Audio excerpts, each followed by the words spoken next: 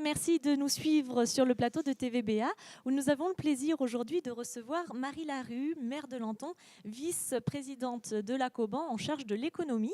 Merci de nous avoir rejoints sur le plateau de TVBA. Merci Fanny de m'avoir invitée. Alors vous venez nous parler de ce document. C'est le schéma de développement économique qu'a élaboré l'ACOBAN. Alors on en a là une version condensée et puis on va peut-être en aborder les grandes lignes. Mais d'abord, pourquoi un schéma économique ? Eh bien, c'était une nécessité. L'ACOBAN, donc à la compétence développement économique depuis le 1er janvier 2017. Et il y a une ambition politique très forte de développer notre territoire. Donc il a été absolument évident pour nous de créer donc ce schéma de développement économique à 10 ans, 15 ans, 20 ans, pour savoir quelle orientation nous devions donner à nos acteurs économiques. Et avant de faire donc ce schéma de développement économique, eh bien, nous avons dressé un audit de notre territoire. Donc vous êtes parti d'un constat. Un état des lieux. Un état des lieux que vous avez réalisé avec de nombreux partenaires d'ailleurs. Alors d'abord, nous avons demandé à trois experts en économie, de nous dresser un portrait du territoire. Donc je vous dirai à peu près un petit peu tout à l'heure ce qu'il en est ressorti. Nous avons également travaillé avec la Chambre des métiers qui s'est penchée sur les besoins des artisans en matière notamment en matière de foncier. Et nous avons également travaillé avec la CCI pour nous aider à savoir ce que nous allions orienter comme activité sur la future zone d'activité de Croix-d'Ins à Marcheprime. Alors, également, on a également associé à notre démarche de très nombreux entrepreneurs et de très nombreux artisans. Voilà, on a fait une démarche en concertation. Alors justement, qu'en est-il ressorti ? Quel est le constat ? Le constat, c'est que nous avons quand même un territoire relativement actif. Le territoire de l'ACOBAN, c'est 7 600 établissements, c'est presque 17 000 emplois. Il en est ressorti également que les artisans et les petites entreprises avaient du mal à sortir de leur... Souvent, les artisans travaillent à domicile. Ils ont du mal à sortir de leur domicile et à s'installer parce que la demande en foncier n'est pas... on ne répond pas suffisamment correctement à leurs demandes qui sont relativement spécifiques. On s'est rendu compte également donc il y avait une pression foncière importante sur notre territoire. Que notre territoire, eh bien, ça c'est une découverte pour personne, est soumis à une évolution démographique assez importante, 2,2% par an, et qu'il y avait 12 000 navetteurs par jour, c'est-à-dire des gens qui vivent sur l'ACOBAN et qui travaillent à l'extérieur. Voilà, notamment sur la métropole bordelaise. Notamment sur la métropole bordelaise. Donc ça nous a permis de dresser un portrait du territoire et ça nous a permis aussi de savoir quelles étaient les problématiques auxquelles nous devions répondre. Avec certains secteurs clés qui sont ressortis quand même comme porteurs. Alors certains, ce sont les filières traditionnelles. Nous avons les filières bois, papier, la filière construction, la filière des métiers du nautisme, la filière aussi de la pêche, l'ostréiculture. Voilà, ce sont les grosses filières. Le tourisme, qui évidemment est la filière la plus importante, puisqu'on connaît tout le bassin d'Arcachon pour son bien-être, pour son art de vivre et pour son tourisme. Mais on veut peut-être aussi, et il faut, je pense qu'il faut justement développer d'autres activités pour sortir que de cette image un petit peu d'Épinal. Donc le bassin d'Arcachon, c'est aussi de l'emploi, c'est aussi des gens qui vivent sur un territoire et c'est aussi des besoins auxquels nous devons répondre. Alors vous avez récemment, justement, à Lenton, inauguré un espace de coworking Fab Lab qui est entre autres dédié au numérique. Est-ce que ça pourrait être également une filière de développement pour le Nord-Bassin ? Alors c'est novateur. En fait, il y a déjà des espaces de coworking surtout sur le Sud-Bassin. On en manque dans le Nord-Bassin. C'était le premier donc, espace de coworking ouvert par l'ACOBAN. L'ACOBAN a injecté quand même 150 000 € avec 50 000 € de subvention leader. C'est un espace qui est tout à fait novateur parce que vous l'avez dit, il s'adresse aux métiers de l'art et du numérique. Il y a un Fab Lab, c'est-à-dire que j'ai visité, c'est assez impressionnant. Il y a des coupes imprimantes laser, il y a des imprimantes 3D.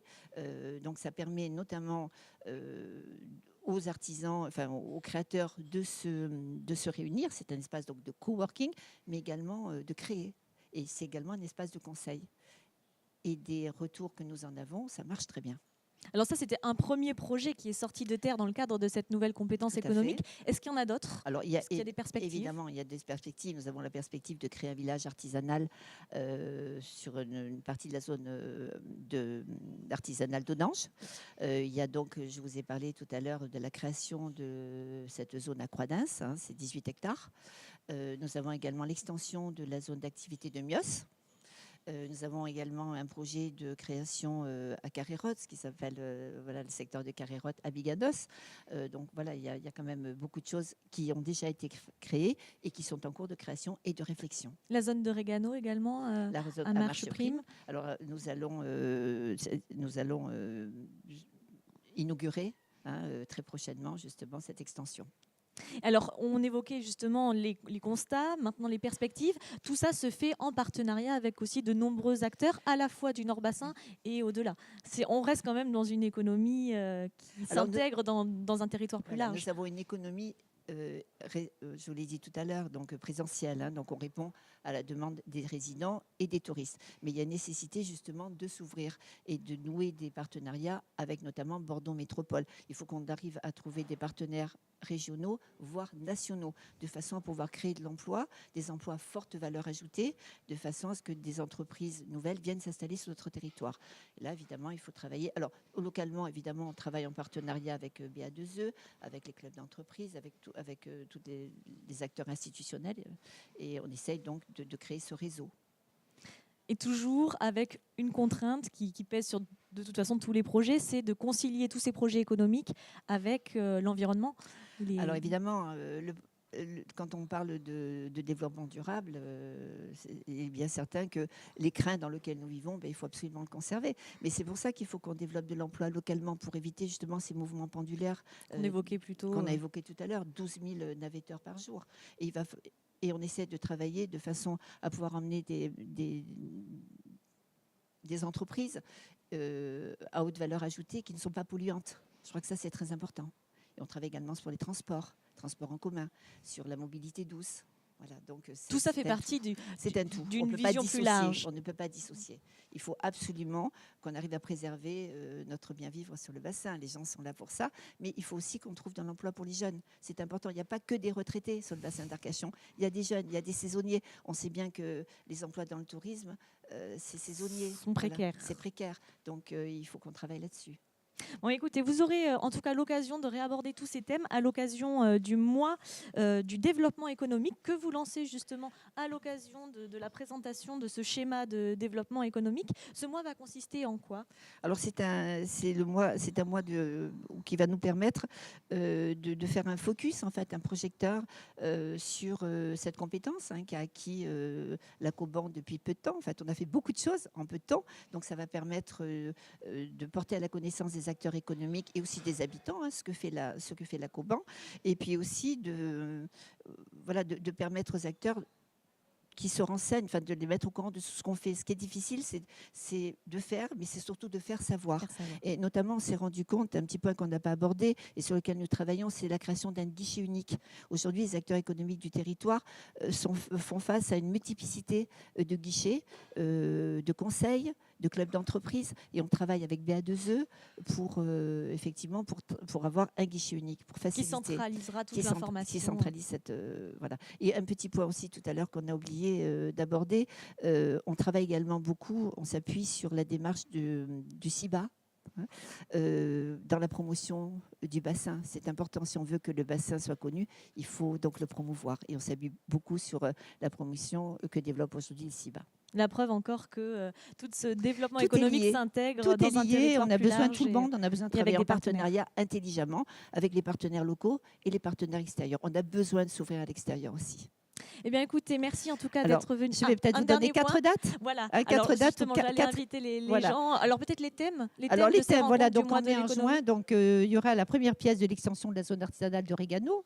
On en a parlé, ça sera le 7 mai. Il y aura également un atelier de la marque BA, qui est important, sur le thème comment attirer ou fidéliser les salariés ou les demandeurs d'emploi sur le bassin d'Arcachon. Une troisième manifestation, ce sera les portes ouvertes du centre de formation en partenariat avec donc, le centre de formation de Blanquefort, et se déplaceront donc en partenariat avec la mairie d'Audange et la Coban. Et également, il y aura la présentation, pardonnez-moi, des orientations du schéma de développement économique. Et ce qui est important, c'est savoir qui fait quoi. Donc Voilà. on en revient toujours On en à revient ce guichet unique. à ce guichet unique. Voilà, donc 4 rendez-vous. Voilà, et j'invite les acteurs économiques à venir y participer. Nombreux. Et puis pour toutes les dates et les informations pratiques, on vous invite à consulter bien toutes les informations qui figurent sous cette vidéo. Vous y trouverez tous les détails pour participer à ces rencontres du mois du développement économique de la Coban. Merci encore une fois d'être venu sur le plateau. Merci de m'avoir invité.